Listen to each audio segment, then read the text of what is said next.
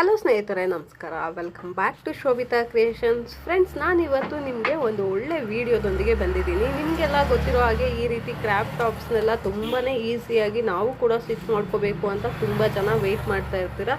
So ಅದರಲ್ಲೂ ಸ್ವಲ್ಪ ಸಣ್ಣ ಪುಟ್ಟ ಮಿಸ್ಟೇಕ್ಸ್ ಎಲ್ಲ ಆಗಿರುತ್ತೆ. ಸೊ ಯಾವ ರೀತಿ ಯಾವುದೇ ಮಿಸ್ಟೇಕ್ಸ್ ಇಲ್ಲದೆ ರೆಡಿಮೇಡ್ ರೀತಿಯಲ್ಲಿ ಕ್ರಾಫ್ಟ್ ಟಾಪ್ನ ಕಟಿಂಗ್ ಮತ್ತು ಸ್ಟಿಚಿಂಗ್ ಮಾಡೋದು ಅನ್ನೋದನ್ನ ನಾನಿವತ್ತು ಈ ವಿಡಿಯೋದಲ್ಲಿ ತಿಳಿಸ್ಕೊಡ್ತಾ ಇದ್ದೀನಿ. ಸೊ ವಿಡಿಯೋನ ಎಲ್ಲೂ ಸ್ಕಿಪ್ ಮಾಡದೆ ಆದಷ್ಟು ಸಬ್ಸ್ಕ್ರೈಬ್ ಮಾಡಿಕೊಂಡೆ ವಿಡಿಯೋ ನೋಡಿ. ಈ ವಿಡಿಯೋದಲ್ಲಿ ಪ್ರತಿ ಪಾಯಿಂಟ್ ಕೂಡ ನಿಮಗೆ ಯೂಸ್ಫುಲ್ ಆಗಿರುತ್ತೆ.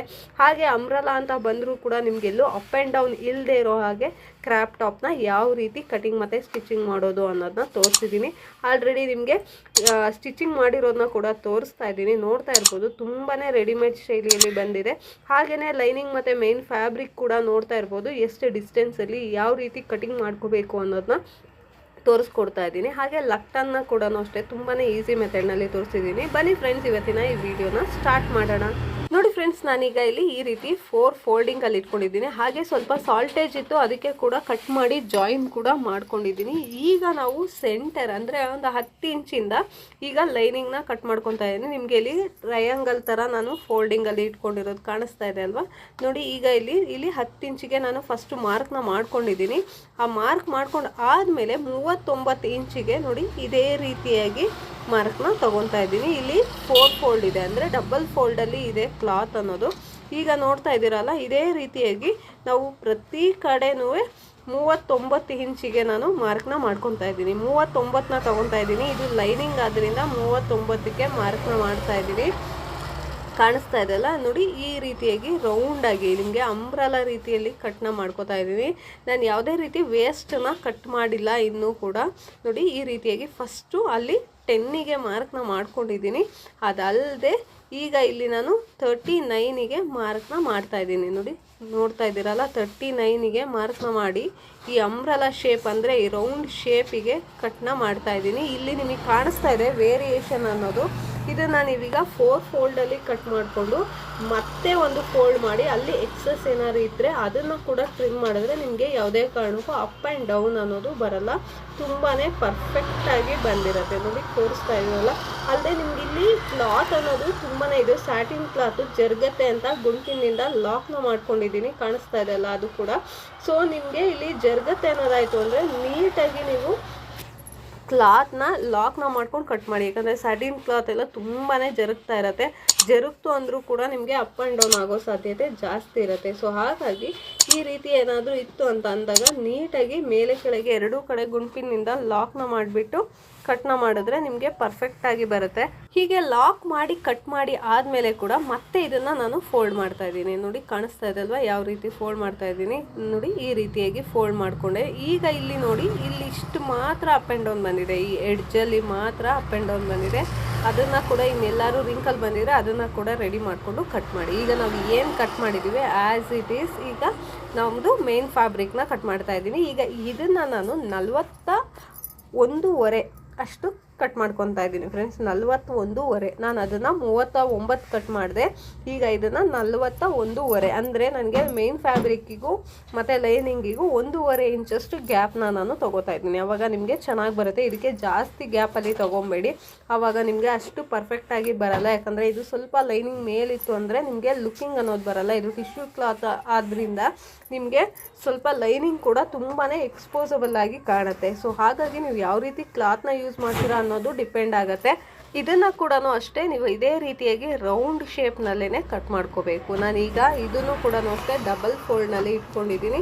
ನಿಮಗೆ ಈ ಅಂಬ್ರಲಾ ಅಂತ ಬಂದಾಗ ಸ್ವಲ್ಪ ಜಾಯಿನ್ ಮಾಡ್ಕೊಳ್ಳೋ ಅಂತ ನೆಸೆಸರಿ ಬರುತ್ತೆ. ಯಾಕಂದರೆ ಎಲ್ಲ ಕಡೆಯೂ ನಿಮಗೆ ಪನ್ನ ಎಷ್ಟೇ ದೊಡ್ಡದಿತ್ತು ಅಂದಾಗ ಸ್ವಲ್ಪ ರೌಂಡ್ ಅಂತ ತೊಗೊಂಡಾಗ ಎಸ್ಪೆಷಲಿ ಅಂದರೆ ಪುಟ್ಟ ಮಕ್ಕಳಿಗೆ ಈ ಥರದ್ದಕ್ಕೆಲ್ಲ ಆಯಿತು ಅಂದರೆ ಏನು ಜಾಯಿನ್ ಮಾಡುವಂಥ ನೆಸೆಸರಿ ಬರಲ್ಲ.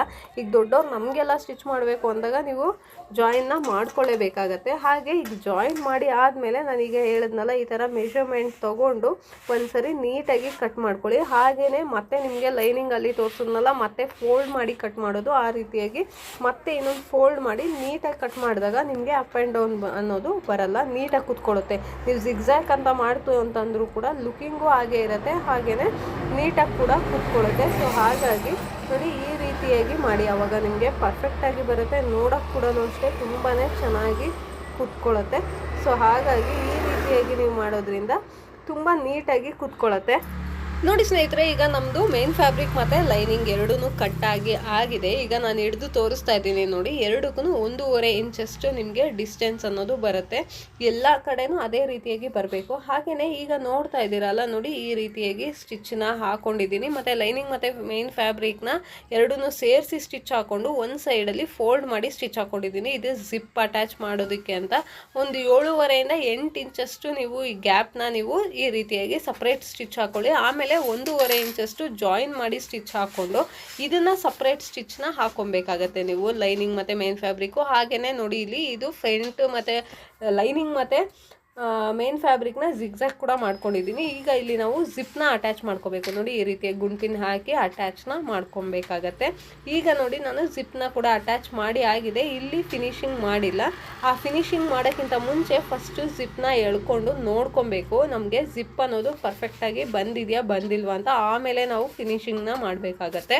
ಕೆಲವೊಂದು ಸರಿ ಏನಾಗಿರುತ್ತೆ ಅಂದರೆ ಸ್ಟಿಚ್ ಏನಾದ್ರು ಕೂತಿದ್ದಾಗ ಸ್ಟ್ರಕ್ ಆಗ್ತಾ ಇರುತ್ತೆ. ಸೊ ಹಾಗಾಗಿ ಈಗ ಒಂದ್ಸರಿ ಚೆಕ್ ಮಾಡಿ ನೋಡಿಕೊಂಡು ನೋಡಿ, ಇಲ್ಲಿ ಕಾಣಿಸ್ತಾ ಇದೆ ಅಲ್ವಾ, ಇಲ್ಲಿ ನಾವು ಒಂದು ಸ್ವಲ್ಪ ಗ್ಯಾಪ್ನ ಬಿಟ್ಕೊಂಡಿದ್ದೀವಲ್ಲ, ಇದನ್ನು ನಾವು ಫಿನಿಶಿಂಗ್ನ ಮಾಡ್ಕೋಬೇಕು. ಇಲ್ಲಿ ನೋಡಿ, ಇಲ್ಲಿ ಜಾಯಿಂಟಲ್ಲಿ ಫಿನಿಶಿಂಗ್ ಮಾಡಿ ಆಗಿದೆ. ಜಿಪ್ನ ನೋಡಿ, ಜಿಪ್ಪು ನೀಟಾಗಿ ಕೂತಿದೆ, ಈ ರೀತಿಯಾಗಿ ಬಂದಿದೆ. ಈಗ ಇಲ್ಲಿ ನೋಡ್ತಾ ಇದ್ದೀರಲ್ಲ, ಇಲ್ಲಿ ಸೈಡ್ನ ಕೂಡ ನಾನು ಸ್ಟಿಚ್ ಮಾಡ್ಕೊಂಡಿದ್ದೀನಿ. ಯಾಕಂದರೆ ಸೈಡು ಸಪ್ರೇಟ್ ಸ್ಟಿಚ್ ಮಾಡಿದಾಗ ನಿಮಗೆ ಲುಕಿಂಗ್ ಅನ್ನೋ ಚೆನ್ನಾಗಿ ಬರುತ್ತೆ. ಎರಡೂ ಸೇರಿಸಿ ಒಟ್ಟಿಗೆ ಸ್ಟಿಚ್ ಮಾಡಿದಾಗ ನಿಮ್ಗೆ ಅಷ್ಟು ಚೆನ್ನಾಗಿ ಬರಲ್ಲ. ಮತ್ತು ಬ್ರಾಡ್ನೆಸ್ ಅನ್ನೋದು ನೋಡ್ತಾ ಇದ್ದೀರಲ್ವ ಯಾವ ರೀತಿ ಬಂದಿದೆ ಅಂತ. ಮತ್ತು ನಿಮಗೆ ಲುಕಿಂಗ್ ವೇರ್ ಮಾಡಿದಾಗ ನೋಡಿ ನೀಟಾಗಿ ಫಿನಿಶಿಂಗ್ ಆಗಿ ಬಂದಿರುತ್ತೆ. ಈಗ ಇದಕ್ಕೆ ನಾವು ವೇಸ್ಟ್ ಬ್ಯಾಂಡ್ನ ಮಾಡಿದ್ರೆ ಇದು ಫುಲ್ಲು ಫಿನಿಶ್ ಆಗಿ ಕಾಣುತ್ತೆ. ವೇಸ್ಟ್ ಬ್ಯಾಂಡಿಗೆ ನಾನು ಏನು ತೊಗೊಂಡಿದ್ದೀನಿ ಅಂತ ತೋರಿಸ್ತಾ ಇದ್ದೀನಿ ನೋಡಿ. ಕ್ಯಾನ್ವಾಸ್ನ ಹಾಕೊಂಡಿದ್ದೀನಿ, ಲೈನಿಂಗ್ ತೊಗೊಂಡಿದ್ದೀನಿ, ಮೇನ್ ಫ್ಯಾಬ್ರಿಕ್ನ ತೊಗೊಂಡಿದ್ದೀನಿ, ಅದಲ್ಲದೆ ಕಾಟನ್ನ ಒಂದು ತೊಗೊಂಡಿದ್ದೀನಿ. ಯಾಕಂದರೆ ಇಲ್ಲಿ ಸ್ಟ್ರೈಟಾಗಿ ಕೂತ್ಕೊಳ್ಳುತ್ತೆ ಅಂತ. ಹಾಗೆ ಸೆಂಟರಲ್ಲಿ ನೋಡಿ ಈ ರೀತಿಯಾಗಿ ನ್ಯಾಚ್ನ ಮಾಡಿದ್ದೀನಿ. ಸೆಂಟರ್ ಟು ಸೆಂಟರು ನಿಮ್ದು ಏನಿರುತ್ತೆ ಅದಕ್ಕಿಂತ 1.5 ಇಂಚಷ್ಟು ಎಕ್ಸ್ಟ್ರಾನ ತೊಗೊಂಡಿರಿ. ಈ ರೀತಿಯಾಗಿ ಗುಂಪಿನಿಂದ ಲಾಕ್ ಮಾಡ್ಕೊಂಡಿದ್ದಾಗ ನೀಟಾಗಿ ಬಂದಿರುತ್ತೆ. ಈಗ ಇಲ್ಲಿ ಗುಂಪಿನಿಂದ ಲಾಕ್ ಮಾಡಿದ್ದೀನಲ್ವ, ಇಲ್ಲಿಗೆ ಒಂದು ಸ್ಟಿಚ್ನ ಹಾಕೊಳ್ಳಿ. ಸ್ಟಿಚ್ ಹಾಕೊಂಡಾಗ ನಿಮಗೆ ನೀಟಾಗಿ ಬರುತ್ತೆ ಫಿನಿಶಿಂಗ್ ಅನ್ನೋದು. ಈಗ ನಾವು ಸ್ಟಿಚ್ ಹಾಕಿ ಆಗಿದೆ. ಸ್ಟಿಚ್ ಹಾಕಾದ್ಮೇಲೆ ಎಡ್ಜ್ನ ನೋಡಿ, ಇಲ್ಲಿ ಜಿಪ್ ಇದೆಯಲ್ಲ ಇದ್ರ ಪಕ್ಕಕ್ಕೆ ಇಲ್ಲಿಗೆ ಒಂದು ಸ್ಟಿಚ್ ಹಾಕಬೇಕು. ನಾನು ಮಾರ್ಕ್ ಮಾಡಿದ್ದೀನಿ ನೋಡಿ, ಇಲ್ಲಿಗೆ ಸ್ಟಿಚ್ ಹಾಕೊಂಡ್ರೆ ನಿಮಗೆ ಪರ್ಫೆಕ್ಟಾಗಿ ಲಾಕ್ ಮಾಡಿದಾಗ ಇಲ್ಲಿ ಕಚ್ಚಾ ಕೂಡ ಒಳಗಡೆಗೆ ಹೋಗುತ್ತೆ. ಈ ರೀತಿಯಾಗಿ ಸ್ಟಿಚ್ನ ಹಾಕೋಬೇಕು. ಸ್ಟಿಚ್ ಹಾಕಿ ಆದಮೇಲೆ ನೋಡಿ, ಈ ರೀತಿಯಾಗಿ ಉಲ್ಟಾ ಮಾಡಿ ಇಲ್ಲಿ ಕೂಡ ವೇಸ್ಟ್ ಬ್ಯಾಂಡ್ನ ಗುಂಪಿನಿಂದ ಲಾಕ್ ಮಾಡ್ಕೊಂಡಿದ್ದೀನಿ. ಯಾಕಂದರೆ ನೀಟಾಗಿ ಕಾಣಿಸ್ತಾ ಇದೆ ಅಲ್ಲ ಫಿನಿಶಿಂಗ್ ಯಾವ ರೀತಿ ಬಂದಿದೆ ಅಂತ. ಈಗ ಸ್ಟಿಚ್ ಹಾಕಾದ್ಮೇಲೆ ನೋಡಿ ಯಾವ ರೀತಿ ಬಂದಿದೆ ಅಂತ. ಹಾಗೆ ಈ ರೀತಿಯಾಗಿ ಸಿಂಪಲ್ ಆಗಿ ಲಕ್ಟನ್ ಮಾಡಿದ್ದೀನಿ. ಇದ್ರದ್ದು ಬ್ಲೌಸ್ ಬಂದು ಈ ರೀತಿಯಾಗಿ ಪಿಂಕಿಶಲ್ಲಿದೆ. ಸೊ ಹಾಗಾಗಿ ಈ ಥರ ಟ್ಯಾಗ್ ಮಾಡಿದ್ದೀನಿ. ಹಾಗೆಯೇ ನಿಮಗೆ ವೇಸ್ಟ್ ಅನ್ನೋದು ಸ್ವಲ್ಪ ಲೂಸು ಟೈಟು ಆ ಥರ ಆಗುತ್ತೆ ಅಂತ ಈ ರೀತಿಯಾಗಿ 2 ಬಕ್ಕಲ್ನ ಕೊಟ್ಟಿದ್ದೀನಿ. ಹಾಗೆಯೇ ಉಕ್ಸ್ನ ಕೂಡ ಹಾಕಿದ್ದೀನಿ. ನಿಮಗೆ ಜಿಪ್ನು ಅಷ್ಟೇ ನಿಮಗೆ 7 ಇಂಚಷ್ಟು ನಿಮಗೆ ಗ್ಯಾಪ್ ಇರೋದ್ರಿಂದ ವೇರ್ ಮಾಡೋದಕ್ಕೆ ತುಂಬಾ ಕಂಫರ್ಟಬಲ್ ಆಗಿರುತ್ತೆ. ಬಿಚ್ಚೋದಕ್ಕಾಗಲಿ ಹಾಕೋದಕ್ಕಾಗಲಿ ನಿಮ್ಗೆ ಕಂಫರ್ಟಬಲ್ ಅನ್ನೋದು ತುಂಬಾ ಇಂಪಾರ್ಟೆಂಟ್ ಆಗುತ್ತೆ ಈ ಥರ ಡ್ರೆಸ್ಸಸಲ್ಲಿ. ಯಾಕಂದರೆ ನಿಮಗೆ ಇಲ್ಲಿ ಯಾವುದೇ ರೀತಿಯಾದಂಥ ಲೂಪ್ಸ್ ಎಲ್ಲ ಇರಲ್ಲ, ಇಲ್ಲಿ ಏನು ಟೈ ಮಾಡೋ ಹಾಗಿಲ್ಲ, ಇಲ್ಲ ಜಸ್ಟ್ ಈ ರೀತಿಯಾಗಿ ಇರುತ್ತೆ. ಮತ್ತು ಬ್ರಾಡ್ನೆಸ್ ಅನ್ನೋದು ನಿಮ್ಗೆ ಆಲ್ರೆಡಿ ತೋರಿಸಿದ್ದೆ, ಈಗ ಇನ್ನೊಂದು ಸರಿ ತೋರಿಸ್ತಾ ಇದ್ದೀನಿ ನೋಡಿ. ವೇರ್ ಮಾಡಿದಾಗ ಕೂಡ ನಿಮಗೆ ಬಲ್ಕಿಯಾಗಿ ತುಂಬಾ ಚೆನ್ನಾಗಿ ರೆಡಿಮೇಡ್ ರೀತಿಯಲ್ಲಿ ಕಾಣುತ್ತೆ. ಈ ರೀತಿಯಾಗಿ ನೀವು ಸ್ಟಿಚ್ನ ಮಾಡ್ಬೋದಾಗತ್ತೆ. ಕಟಿಂಗ್ ಮತ್ತು ಸ್ಟಿಚಿಂಗು ತುಂಬಾ ಈಸಿ ಮೆಥಡ್ನಲ್ಲಿ ತೋರಿಸ್ಕೊಟ್ಟಿದ್ದೀನಿ. ನಿಮಗೆಲ್ಲ ಖಂಡಿತ ಇಷ್ಟ ಆಗಿದೆ ಅಂತ ಕೂಡ ಭಾವಿಸ್ತೀನಿ. ಇದೇ ರೀತಿಯಲ್ಲಿ ನಮ್ಮ ಚಾನಲ್ನ ಸಪೋರ್ಟ್ ಮಾಡ್ತೀರಿ. ಹಾಗೆ ನಾನು ಹೊಸ ವೀಡಿಯೋಗಳನ್ನೊಂದಿಗೆ ನಿಮ್ಮನ್ನ ಭೇಟಿ ಆಗ್ತೀನಿ. ಯಾಕಂದರೆ ಹೊಸ ಡ್ರೆಸ್ಸಸ್ ಹಾಗೆ ಟಿಪ್ಸ್ನ ಕೂಡ ನಿಮಗೆ ಕೊಡಬೇಕು ಅಂತ ತುಂಬಾ ಅಂದ್ಕೊಂಡಿದ್ದೀನಿ. ಸೊ ಆದಷ್ಟು ಇದು ನಿಮಗೆ ಯೂಸ್ ಆಗುವಂತಹ ವೀಡಿಯೋಗಳನ್ನೇ ಮಾಡ್ತೀನಿ. Thank you for watching and supporting this video.